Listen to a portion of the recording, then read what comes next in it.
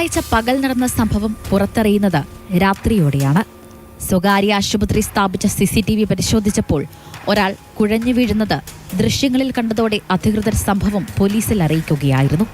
തുടർന്ന് പെരുമ്പാവൂർ പോലീസ് നടത്തിയ പരിശോധനയിൽ യുവാവിനെ മരിച്ച നിലയിൽ കണ്ടെത്തി. ലഹരി അമിതമായി ശരീരത്തിലെത്തിയതാകാം മരണകാരണമെന്നാണ് പോലീസ് പറയുന്നത്. അതേസമയം സംഭവത്തിൽ ആസാം സ്വദേശിയായ വാസിം എന്നയാൾ പോലീസ് പിടിയിലായിട്ടുണ്ട്. CCTV ദൃശ്യങ്ങളിൽ മരിച്ചയാൾക്കൊപ്പം ഉണ്ടായിരുന്നത് വാസിമാണ്. സംഭവത്തിന് പിന്നാലെ സ്ഥലത്തു നിന്ന് മുങ്ങിയ വാസിമിനെ ഇന്ന് ഉച്ചയോടെ പെരുമ്പാവൂർ ടൗണിൽ നിന്നും പോലീസ് അറസ്റ്റ് ചെയ്യുകയായിരുന്നു.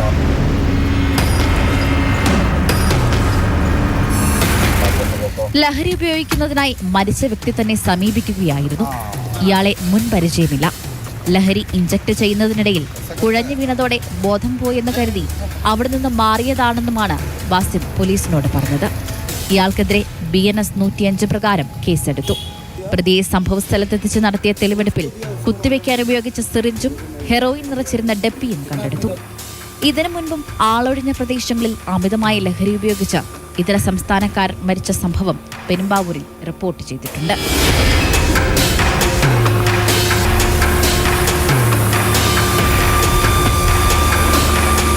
മാതൃഭൂമി ന്യൂസ്, കൊച്ചി.